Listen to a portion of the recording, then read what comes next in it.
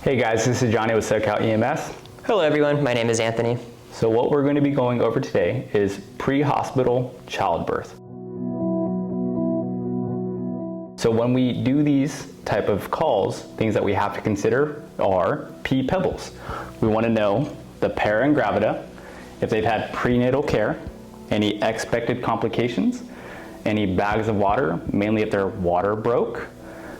We want to see if they're having any sensation of bowel movements. We want to note the length of contractions as well as the frequency of their contractions and their expected due date. As always guys, we want to use our BSI and our PPE, and we're going to ensure that our scene is safe. After that, we're going to get our focus physical for our patient. So we're going to use our pee pebbles, and then we're going to observe for signs of imminent delivery. Signs of imminent delivery are going to be the urge to bear down, frequency in contractions, and if we are observing crowning. So as the patient crowns, we're going to time the contractions, ensuring that they're 2 to 3 minutes apart, and then upon the contractions, we're going to urge the mother to bear down to assist in the natural process of delivering the baby. As soon as we've decided that there's imminent delivery, we're going to start setting up our OB kit. So we're going to open the OB kit, and then we will set a chuck beneath the mother's hips and then create a sterile environment for the baby to deliver into.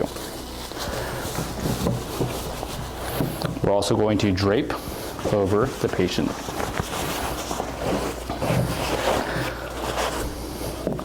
From here, we're going to establish a sterile field, and we need to clean the patient. So we will use our wipes to then wipe the perineum, always going from top to bottom. So we're going to wipe, and then dispel or get rid of those.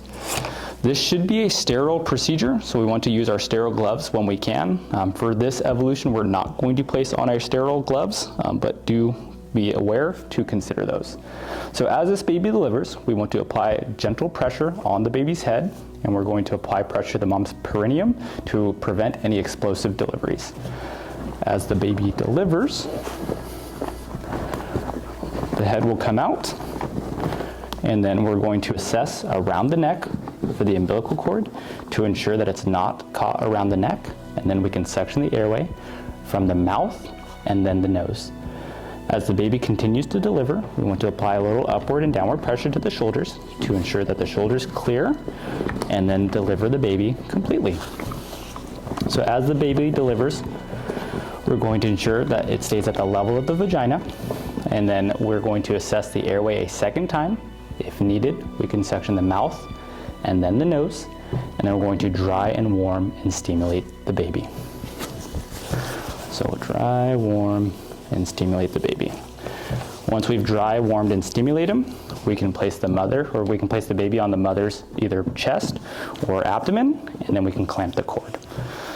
So when we clamp the cord, we're going to cut it 6 inches away from the child. So we're going to clamp it 6 inches away from the child, and then we're going to place the second clamp 2 to 3 inches beyond that, and then we will slice the cord between those 2 points. There we go. There we go. After we cut the cord, we're going to hand the baby to the mother, who's going to try to breastfeed,